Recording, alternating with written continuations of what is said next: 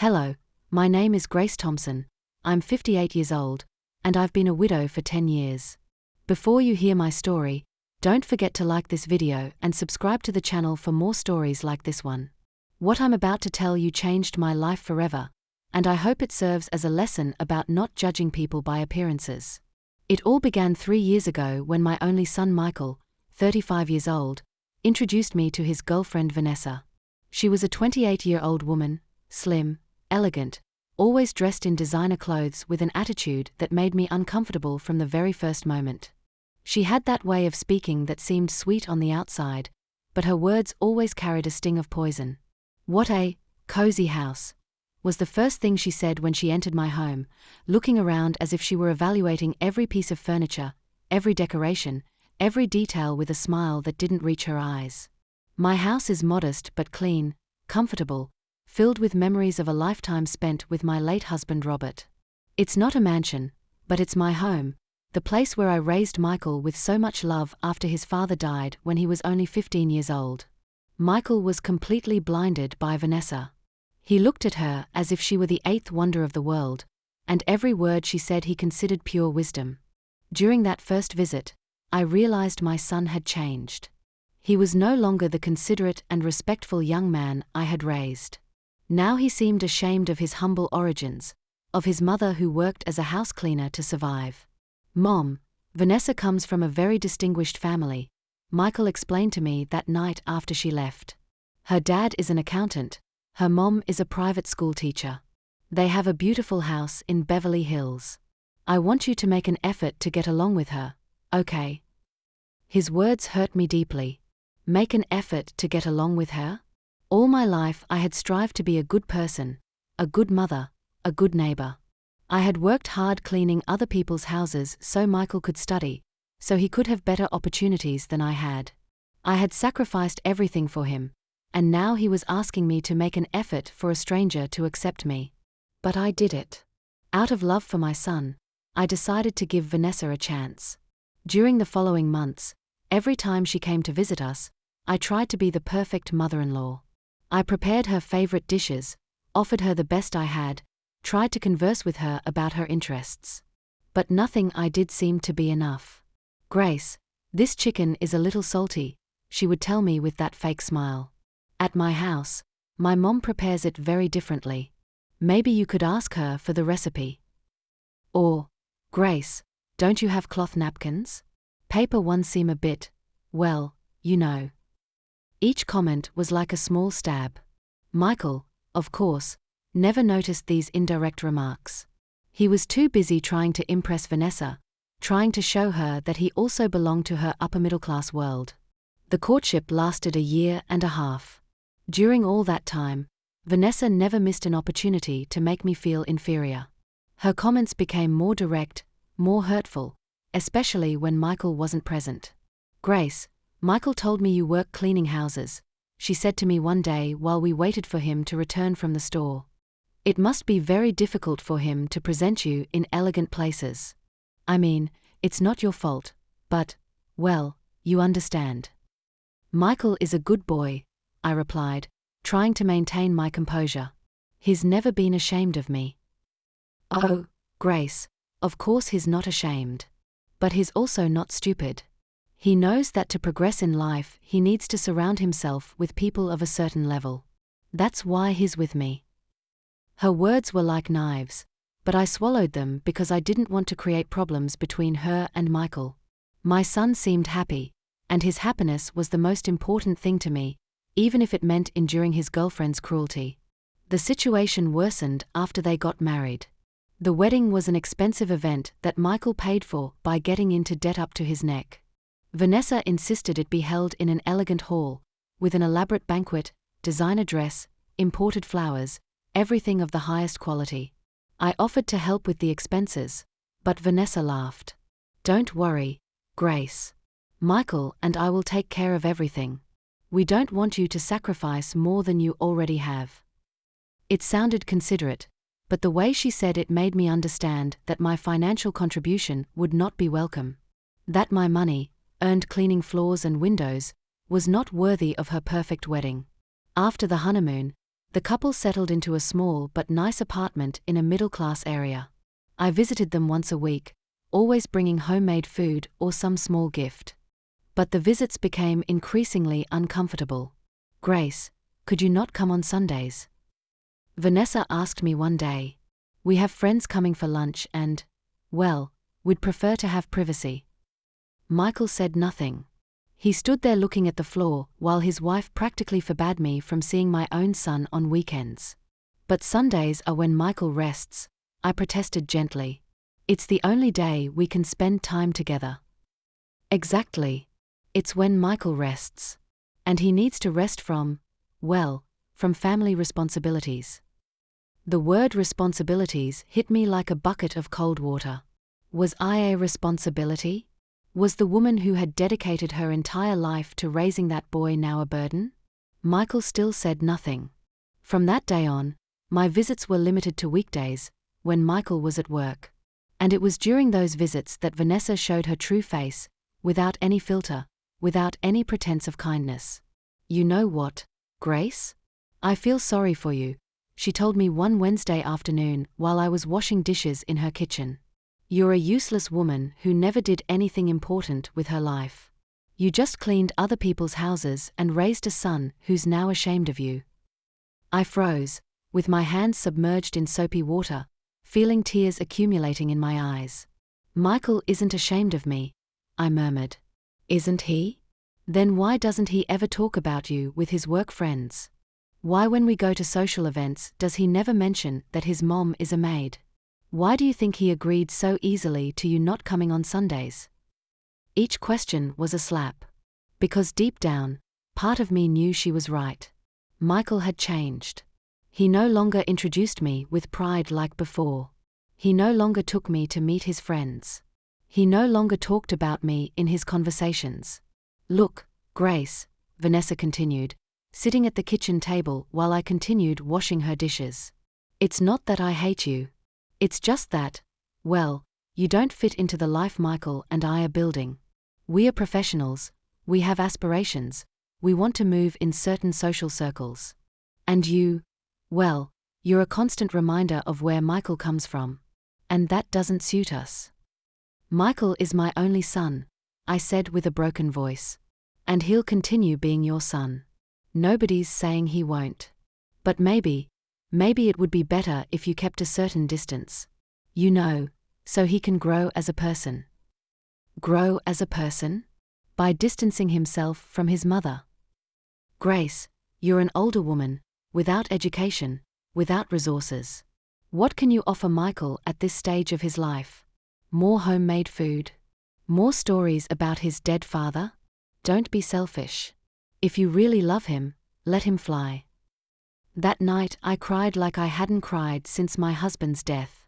I felt alone, rejected, useless. Vanessa's words repeated in my head over and over. "You're a useless woman who never did anything important with her life." Was it true? Had I really done nothing important? Wasn't working 18 hours a day to support my son important? Wasn't sacrificing my dreams, my youth, my opportunities so he could study worth anything? Wasn't the unconditional love I had given him his entire life valuable? The following weeks were terrible. Vanessa became crueler, more direct in her insults. She no longer bothered to disguise her contempt for me. "Grace, could you not wear that cheap perfume when you come? It gives me a headache. Grace, that blouse looks very humble. Don't you have something more presentable? Grace, when you talk on the phone with Michael, could you not mention your health problems? It stresses him out a lot and he already has enough pressure at work." Each comment was designed to make me feel small, insignificant, annoying. And the worst of all is that I began to believe her. I began to see myself through her eyes, a poor old woman, ignorant, who didn't fit into the modern world of her son. Michael, meanwhile, seemed increasingly distant. His calls became less frequent, his visits practically disappeared. When I saw him, he seemed uncomfortable, as if he really was ashamed of me. "Mom, why don't you buy new clothes?" he told me one day. "Vanessa mentioned to me that, well, that you could look more modern." Modern. I asked, feeling my heart break a little more. Yes, you know. More in tune with the times. Maybe you could go to a beauty salon, buy some more elegant blouses. I could give you some money if you need it. The money he was offering me was the money I had given him for years so he could study, so he could have opportunities. Now he was offering it back to me as if it were charity, so I could look presentable before his wife. I don't need your money, Michael, I told him with all the dignity I could muster. Mom, don't take it that way. I'm just trying to help. Help? Help with what? Help me become someone I'm not so your wife doesn't feel uncomfortable. Michael sighed, as if I were a difficult child who didn't understand the rules of the adult world. Mom, things have changed. We are not the same as before. Vanessa and I have a social position to maintain. And you, well, you can also evolve. Evolve. I repeated the word as if it were poison in my mouth. Yes. Adapt. Grow. Not stay stuck in the past. The past. My entire life, my sacrifices, my unconditional love, all of that was the past that I needed to overcome to be able to evolve and be worthy of my son's new life. That night, after Michael left, I sat in my small living room surrounded by photos of our life together. Photos of when he was little, of his graduations, of the birthdays we had celebrated together. In each photo I was smiling, proud, happy. He was also smiling, hugging me, kissing me, telling the camera that he had the best mom in the world. When had everything changed? When had my love become a burden? When had my sacrifices become embarrassing? A week later, Vanessa dealt me the final blow. Grace, I need to talk to you, she told me when I arrived at her apartment with a pot of pozole I had prepared especially for Michael. Sit down. I sat on her elegant sofa, feeling small and out of place. Look, we can't continue like this. Your constant visits are affecting my marriage. Michael feels pressured, divided between his loyalty to you and his life with me. And that's not fair to any of us. I only come once a week, I protested weakly. Once a week is too much. Michael needs space to grow as a man, to develop as a professional. And frankly, you need to find your own life. You can't live through your son forever. Michael is my life. And that's exactly the problem. You're a useless woman, Grace. You don't have hobbies, you don't have friends, you don't have interests of your own. You only live to bother Michael with your clingy and suffocating love. It's pathetic. The words useless woman resonated in my ears like a gong. I had heard them so many times in recent weeks that I had almost begun to accept them as truth. You know what? Vanessa continued, getting up and walking around the living room as if she were a lawyer presenting a case. I'm going to do you a favor. I'm going to be brutally honest with you, because obviously nobody else has done it. She planted herself in front of me, with her arms crossed and an expression of absolute superiority. You're a 58-year-old woman without education, without money, without class, without anything interesting to offer. You've lived your entire life as a victim of circumstances, cleaning the floors of people better than you, without ever aspiring to something greater. And now you expect Michael to feel proud of that. It's ridiculous. Each word was like a hammer striking my last defenses. Michael deserves a family he can be proud of. He deserves a mother-in-law he can present in society without being ashamed. He deserves a future without the burden of the past. I'm not a burden, I murmured, though I was no longer sure I believed it. Aren't you? Then tell me, Grace, what have you accomplished in your life? What can you feel proud of? What has been your contribution to the world? I remained silent. Because in that moment, under the weight of her cruel but apparently logical words, I couldn't find an answer. I couldn't remember my achievements, my sacrifices, my love. I could only see what she wanted me to see. An old, poor, uneducated woman, desperately clinging to a son who no longer needed her. Exactly, Vanessa said with a triumphant smile upon seeing my silence. You have nothing. You are nothing. A useless woman who never did anything important with her life. Those words stuck in my heart like frozen daggers. I got up from the sofa, took my purse, and headed toward the door. "Grace," she shouted before I left. "I hope this has helped you reflect. Michael deserves something better. And you, well, you should accept your place and leave him alone." I left that apartment feeling as if my soul had been torn from my body. I walked through the streets aimlessly, repeating over and over Vanessa's words. "You're a useless woman who never did anything important with her life." But what Vanessa didn't know, what not even Michael knew, is that this useless woman with nothing had a secret. A secret I had carefully guarded for 10 years, since my husband's death. A secret that was about to change everything. That night I couldn't sleep. Vanessa's cruel words repeated in my mind over and over. "You're a useless woman who never did anything important with her life." I got up from bed at 3 a.m. and walked through my small house, looking at the family photos hanging on the walls. Michael as a child, smiling in my arms. Michael at his graduation, hugging me with pride. Michael on his wedding day, telling me I was the best mother in the world. When had everything changed? When had my love become a burden? I walked toward my bedroom and opened the closet. In the back, behind my oldest dresses, was a small safe that my late husband Robert had installed years ago. For 10 years, since his death, that safe had guarded my biggest secret. With trembling hands, I entered the combination, Michael's birth date. The safe opened with a soft click, revealing carefully organized documents, papers that represented a truth I had kept hidden for a decade. I pulled out the first document, a property deed. Then another. And another. In total, there were 12 properties distributed throughout the city. Houses, condominiums, commercial spaces, all in my name. All generating monthly income that was automatically deposited into a bank account that Michael knew nothing about. The next group of documents were bank statements. Numbers that had grown consistently over the past 10 years. Investments that my late husband had made wisely and that I had continued managing with the help of a discreet financial advisor. But the most important document was at the bottom of the safe, Robert's will. My husband had been much smarter than anyone imagined. 4 years, while I worked cleaning houses and he worked as a mechanic, he had been investing every extra dollar in real estate. Cheap properties in areas he knew would appreciate over time. "Grace," he had told me on his deathbed, taking my hand in his, already weakened by cancer. "In that safe is our future.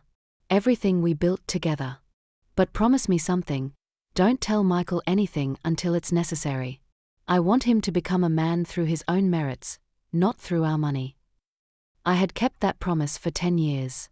I had watched my son study, work, strive to get ahead, without ever asking for financial help from his poor mother.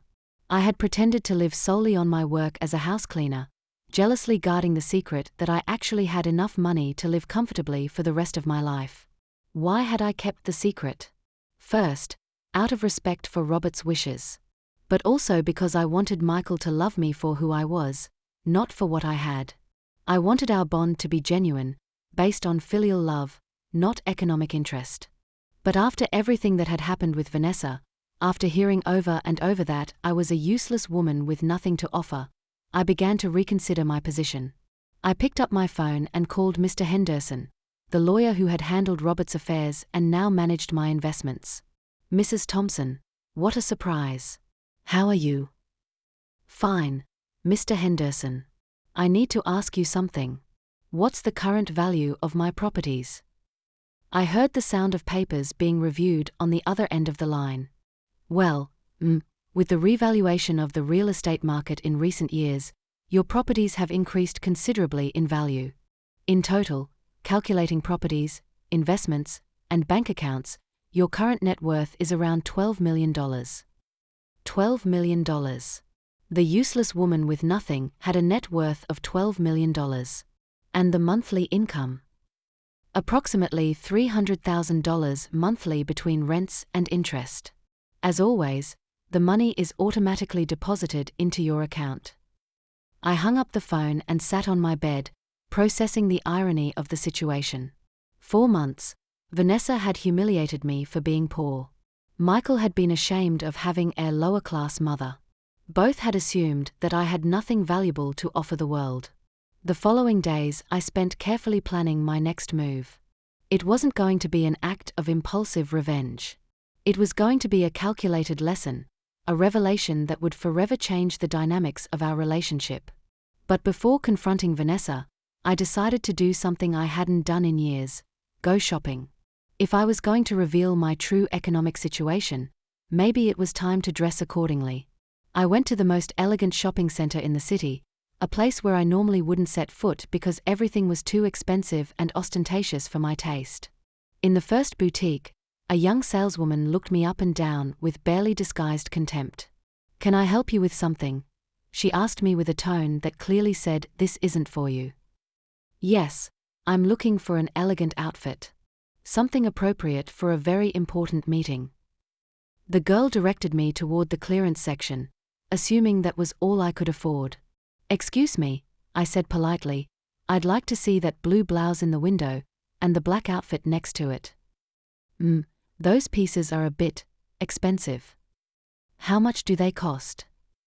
"The blue blouse costs $1,200, and the black outfit $2,000.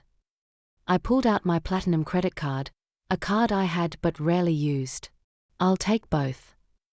The saleswoman's expression changed immediately.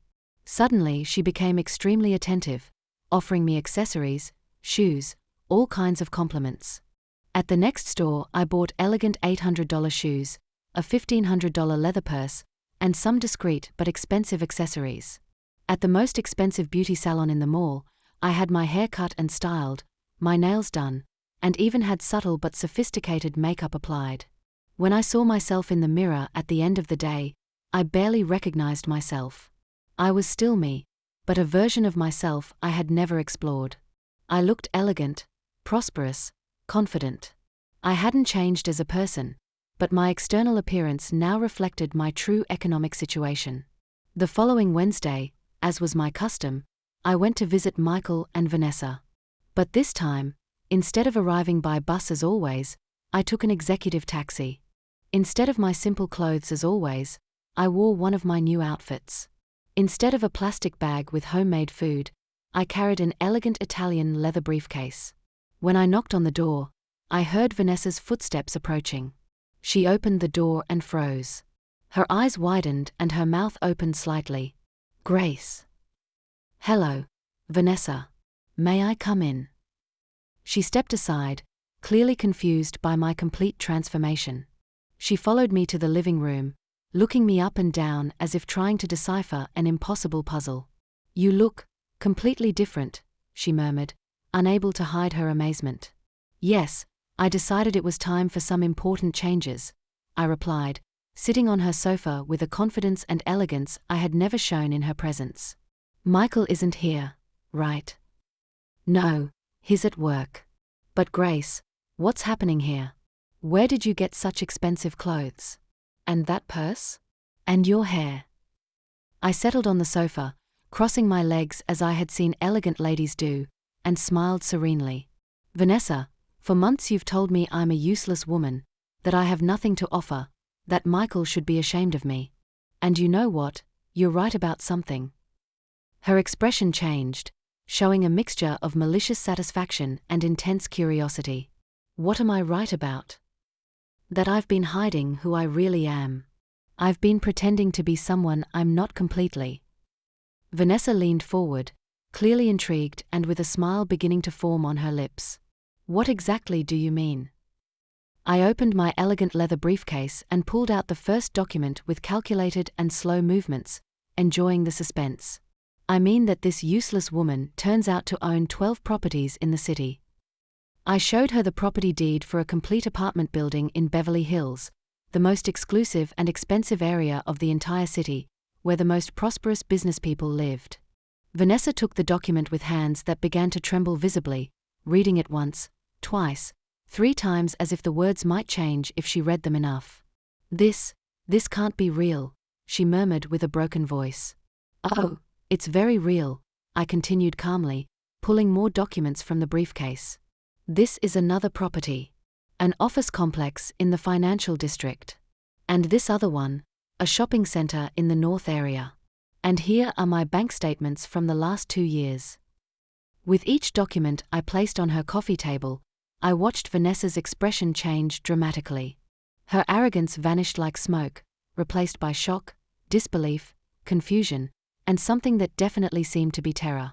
$12 million, I told her with a soft but firm voice. That's my current net worth according to the last evaluation. Monthly income of approximately $300,000, not counting my cleaning work, which I maintain because it gives me purpose and personal satisfaction. Vanessa remained completely mute for several long minutes, looking alternately at the official documents and my new elegant appearance. Her hands trembled as she turned the pages of the bank statements, seeing numbers that clearly exceeded anything she had imagined. But this is impossible, she finally stammered with an almost inaudible voice. You work cleaning houses. You live in that humble little house. You wear simple clothes. You've never had money. I thought. You thought what, Vanessa? That because I clean houses, I can't be intelligent? That because I live modestly, I can't have wealth? That because I don't show off my money, it means I don't have it? I elegantly rose from the sofa and walked to the window of her living room, admiring the view while she processed this information that was clearly destroying her entire belief system. Do you know what the fundamental difference is between you and me, Vanessa? She continued looking at the documents, apparently unable to fully process what she had discovered about the woman she had despised for so long. I never judged your value as a person based on your bank account. I never humiliated you for your origin or economic situation. I never told you that you were useless or that you had nothing to offer the world. I turned to look at her directly, and saw that she had tears in her eyes, but not of sadness, but of absolute humiliation. But you did do that to me. For endless months you've treated me as if I were human garbage, assuming that because I work cleaning houses and live modestly, I'm worth absolutely nothing. Grace, I didn't know. I never imagined. You didn't know what exactly, Vanessa? That I had money? And does that somehow justify how you treated me? Did my value as a human being depend on how much money I had in the bank? Vanessa remained quiet, clearly struggling to find words that could somehow justify months of systematic cruelty. Let me ask you a very important question, Vanessa. How exactly do you feel right now? Suddenly am I a more valuable person? Suddenly do I deserve respect and consideration? Suddenly am I good enough to be your husband's mother? Grace, please, let me explain. I can change. Explain what exactly? How do you justify months and months of constant humiliations? How do you explain having told me repeatedly that I was a useless woman who never did anything important in her life? I sat back down, maintaining my elegant composure but letting my deep disappointment and pain reflect in my voice. Do you know what's the most pathetic and sad thing about this entire situation, Vanessa? That I really, genuinely wanted us to be family. I really wanted us to get along, to have a beautiful mother-in-law and daughter-in-law relationship. But you decided from the very first moment that I wasn't good enough for your superficial world of appearances and social status. Grace, please, I beg you, we can start completely over. I didn't understand. I didn't know who you really were. Start over? Now that you know I have more money than you? Now that you discover the useless woman turns out to be more prosperous than your precious middle-class family? I got up and began carefully collecting the documents, putting them in my elegant briefcase. Listen to me very carefully, Vanessa. Money doesn't define me as a person. It doesn't make me a better or worse woman than I was yesterday morning. But apparently it's the only thing you understand and the only thing you respect in this world. I walked toward the door of her apartment, but stopped just before leaving and turned toward her one last time. During all these months you've called me useless woman so many times that I almost came to believe it. But do you know what I discovered today, seeing you in total shock over my documents and my new appearance? Vanessa looked at me with eyes full of tears and terror, waiting for my final words. That the real useless woman in this story was always you.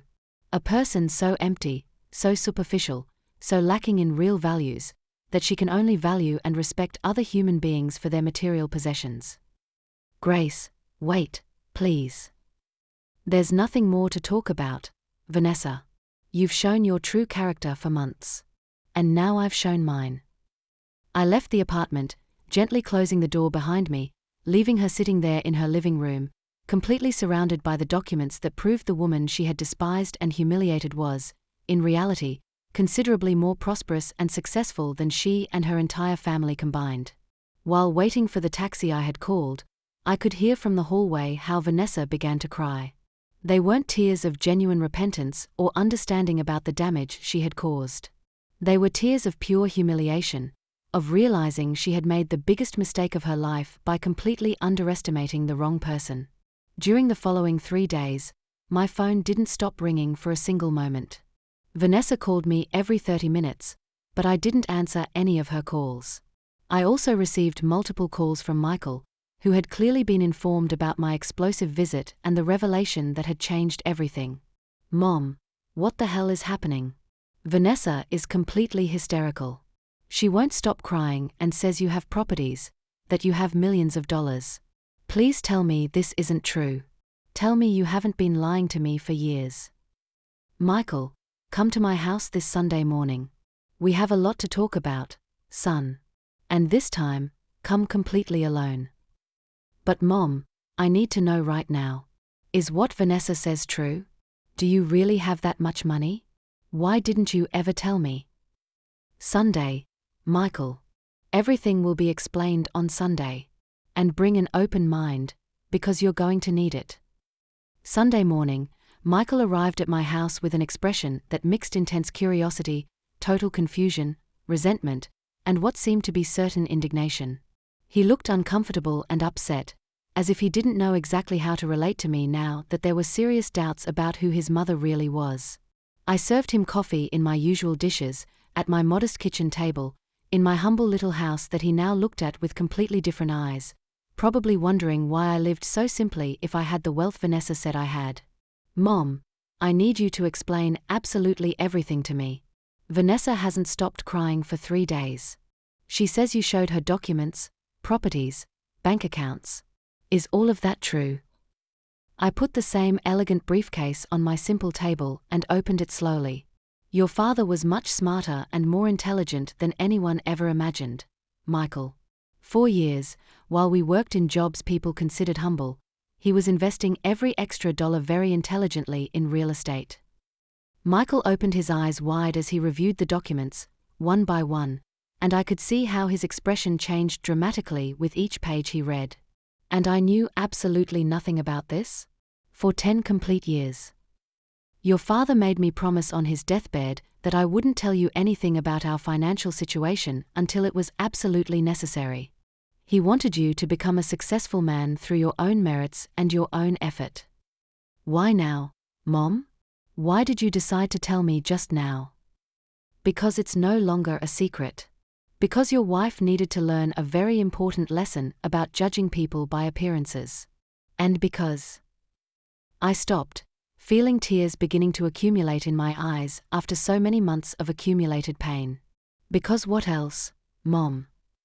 Because for endless months I've had to hear that I'm a useless woman, that I have absolutely nothing valuable to offer the world, that I should distance myself from you so you can grow as a successful person. And the truth, Michael, is that I began to believe all those terrible things. Michael lowered his gaze to his hands, clearly ashamed to recognize his participation in this entire situation. Mom, I never said those specific words to you. No, you never said them with those exact words. But your actions spoke much louder than any words. The way you stopped visiting me, including me in your life, introducing me to your new friends and colleagues. The way you began suggesting I change my clothes, my hairstyle, my way of being, to fit better into your new life. Michael remained silent because he knew perfectly well that I was right in every word I was saying. Michael, for 35 complete years I've been your dedicated mother. I've sacrificed absolutely everything for you. I've worked day and night to give you opportunities one never had. I've put your happiness and well-being before mine in every important decision of my life. And in a matter of just a few months, You let a woman you've known for 3 years reduce me to an embarrassing burden for your social progress. Mom, you're completely right. I shouldn't have allowed that to happen. It's not just that you shouldn't have allowed it, Michael. What deeply hurts me is that you did it so easily, so naturally. As if 35 years of unconditional love meant nothing compared to your new wife's opinion. We sat in silence for several long minutes. Michael kept reviewing the documents over and over, probably mentally calculating the complete implications of everything he was discovering about the mother he thought he knew. Mom, I need to ask you something very important, and I want you to answer me with total honesty. Tell me, son. Did anything change between us now that I know you have money? Am I suddenly a better son? Are you suddenly no longer ashamed of me for having treated you badly? The question surprised me because it was exactly the same one I had asked him, but inverted. Michael, you are my son. I love you unconditionally, whether you have money or not, whether you're successful or not, whether you treat me well or badly. That love will never change. But you have to be disappointed in me. Yes, I am very disappointed. But disappointed in the man you became, not in the son I raised. There's a big difference. Michael nodded slowly, processing my words. What do I need to do to fix this, Mom? The question isn't what you need to do to fix this with me, Michael. The question is what you need to do to fix yourself. Because the problem here isn't our relationship. The problem is that you became someone who judges people by their economic appearance. You're right. And what are you going to do about Vanessa? Michael remained thoughtful for a long time. I don't know. She's been completely hysterical since your visit. She won't stop crying, won't eat, won't sleep. She keeps telling me she ruined everything, that she made the worst mistake of her life. And what do you think about that? I think she's right. She did ruin everything. But I also think I let her do it. I was glad to hear that answer. At least Michael was beginning to assume his share of responsibility. Michael, I want to tell you something that might help you understand the gravity of the situation. What? 2 weeks ago, after one of Vanessa's cruelest humiliations, I seriously considered leaving the city. Moving away forever, so you could be happy without the burden of my presence. Michael looked at me with absolute horror. Mom, no. Please tell me you're not still considering that. No, not anymore. But I got to that point, Michael. Your wife managed to make me feel so useless, so worthless, that I considered disappearing from your life forever. I saw Michael's eyes fill with tears. Forgive me, Mom. Please, forgive me. I forgive you, son. But you need to understand that forgiveness doesn't erase consequences. Our relationship is going to take time to heal completely. I understand. And I'm willing to do whatever is necessary. Good. Then let's start by talking about what's going to happen from now on. Michael looked at me expectantly. First, I need you to understand something very important. Money doesn't change who I am. I'm still the same woman who raised you, who loved you, who sacrificed everything for you. The only difference is that now you know she also turned out to be financially successful. I understand, Mom. Second, I need you to reflect deeply on your values. Do you really believe a person's worth is measured by their bank account? By their clothes? By their job? No, I don't believe that. Then why did you act as if you believed it? Michael remained quiet, struggling with the answer. Because I let myself be influenced. Because I wanted to impress Vanessa and her friends. Because I was ashamed of my roots. And now I realize the only one who should be ashamed is me. Michael, I'm going to be very clear with you. You can't change what happened. But you can decide who you want to be from now on. I want to be the son you can be proud of again. Then you have to make some very difficult decisions. What kind of decisions? Decisions about Vanessa. About your marriage. About what kind of life you want to build. Michael sighed deeply. Mom, What would you do in my place? Michael, I can't make that decision for you. But I can tell you this, if you decide to stay with Vanessa, she needs to change radically. And I don't mean change because she now knows I have money. I mean change as a person, develop real values, learn to treat all human beings with dignity. And if she can't change, then you'll have to decide if you can live the rest of your life with someone who cruelly treats people based on superficial prejudices. At that moment, my phone rang. It was Vanessa, again. Michael looked at me. Are you going to answer? I haven't answered any of her calls in 3 days. But maybe it's time to have a final conversation. I answered the phone. Grace. Vanessa's voice sounded completely broken, desperate. Speaking. Please, I need to talk to you. I need to apologize. I need to. Vanessa, where are you? At my house. Michael isn't here. Please, could you come? I beg you. Michael signaled that he also wanted to go. Michael and I are coming over. But this is going to be the last conversation about this topic. Thank you. I'll be waiting. 40 minutes later, Michael and I arrived at Vanessa's apartment. When she opened the door, I almost didn't recognize her. Her eyes were completely swollen from crying so much. Her hair was disheveled, her clothes wrinkled. She looked like she hadn't slept or eaten in days. Grace, she murmured, and immediately started crying. Forgive me, please.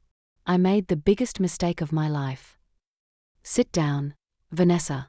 Let's talk like adults. We sat in her living room, the same living room where she had humiliated me so many times. Grace, I don't know how to begin. I'm so ashamed, so sorry. Vanessa, before you say anything else, I need to ask you something very important. What? What exactly are you sorry for? For having treated me badly, or for having been wrong about my economic situation? Vanessa remained quiet for a long time, clearly struggling with the question. I'm sorry for both things. That's an honest answer. But I need you to understand the difference. One of those things suggests you learned a lesson about treating people badly. The other suggests you only regret having underestimated my economic power. Grace, I swear I learned the lesson. I understand that it was wrong to judge you by your appearance, by your job, by where you live. Do you really understand it? Or are you just saying it because you now know I have money? I understand it for real. During these 3 days I've been thinking about everything I said to you, about how I treated you, and I feel sick. Literally sick. Vanessa, I'm going to give you a test. What kind of test? Tomorrow you're going to meet my friend Carol. She also works cleaning houses. She wears simple clothes, lives in a humble house, and as far as I know, she doesn't have big savings. How are you going to treat her? Vanessa looked at me, understanding perfectly what I was asking her. I'm going to treat her with respect and dignity. Why? Because she's a human being who deserves respect, regardless of her economic situation. Correct. And if you discover she also has a secret, that she also turns out to be wealthy, would that change how you treat her? No. It shouldn't change. And if you confirm she really is poor? That she really doesn't have money? Vanessa took time to answer, but finally said, it shouldn't change either. I should treat her the same. Good. That's the correct answer. Now, can you explain to me why you didn't apply that logic to me? Vanessa started crying again. Because I'm a terrible person. Because I was raised with prejudices I never questioned. Because I judge people by the wrong things. Vanessa, I don't think you're a terrible person. I think you're a person who never learned certain important values. But the question is, are you willing to learn now? Yes, I'm willing. Please, give me the chance to prove I can change. I looked at Michael, who had been quiet during this entire conversation. Michael, what do you think? Mom, I think we all deserve a second chance. Including me. All right. Vanessa, I'm going to give you an opportunity to prove you really changed. But it's going to be on my terms. Whatever they are. I accept anything. First, I want you to formally apologize to all the people you've spoken badly about me to. I want you to explain to them that you were completely wrong about who I am as a person. I'll do it. Second, I want you to start doing volunteer work. I want you to help people who really need help, so you can learn the true value of serving others. All right. Third, I want you to go to therapy. You need to work on your prejudices, on your way of judging people, on your value system. I'll do it. And fourth, and this is the most important, if you ever treat someone badly again based on their economic or social appearance, our relationship will end forever. And I'll make sure Michael knows exactly what kind of person he chose as a wife. Vanessa nodded vigorously. You have my word. Never again. One more word, Vanessa. I'm not doing this because I have money and now have power over you. I'm doing this because I believe in second chances, and because I believe people can change if they really want to. Thank you, Grace. I won't let you down. I hope not. I got up to leave, but Michael stopped me. Mom, there's something else I want to say. What? I want you to know that regardless of how much money you have or don't have, I'm proud to be your son. I'm sorry it took so long and this difficult situation for me to realize that. His words reached my heart. Michael, I love you. And I'll always be proud of the good man I know you can be. Can we start over, Mom? All of us. We can try. 6 months later, life had changed dramatically for all of us. Vanessa really kept her word. She started doing volunteer work at a shelter for abused women, where she learned to value the strength and dignity of women who had lost everything but kept fighting. She went to therapy religiously, working on her prejudices and value systems. More importantly, she started treating me with genuine respect and affection. I won't lie, our relationship never became completely natural again. There was always a small tension, a reminder of everything that had happened.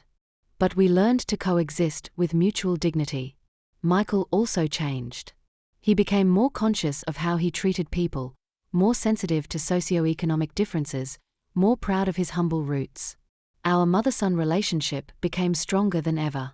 As for me, I decided to keep my cleaning job, but now by choice, not necessity. I also started using part of my money to help other working women, establishing a scholarship fund for children of domestic workers. One afternoon, while we were having coffee in my kitchen, yes, Michael had returned to visiting me regularly, he asked me something he had been thinking about. Mom, do you ever regret having kept the secret for so long? No, Michael. Because this secret taught me something very valuable. What? It taught me who really loves me for who I am, and who only respects me for what I have. And what's the difference? The difference, son, is that true love doesn't change with circumstances. Respect based on money is fragile, temporary, and ultimately, worthless. Michael nodded, understanding the deep lesson of this entire experience. Mom, is there something you'd like to say to other women who might be going through a similar situation? I thought about his question for several minutes. Yes. I want to tell them that their value as people is never, ever, measured by their bank account, by their clothes, by their job, or by what others think of them. Their value is measured by their character, by their love, by their integrity, by the way they treat others. Anything else? Yes. That they should never allow anyone to make them feel useless or worthless. Because every woman who has worked honestly, who has loved unconditionally, who has sacrificed for her family, who has contributed to making the world better in some way, has incalculable value. And to daughters-in-law like Vanessa, I would tell them that true class can't be bought in expensive stores. True elegance doesn't come from the clothes you wear or the car you drive. True nobility comes from how you treat people who can't do anything for you. Michael smiled. I think Vanessa learned that lesson the hard way. Yes, but she learned it. And that's what matters.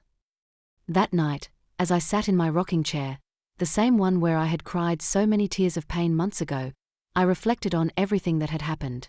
Vanessa had called me a useless woman who never did anything important with her life. But she had been completely wrong. I had raised a good man, even though it took him time to remember his values. I had built a prosperous life through honest work.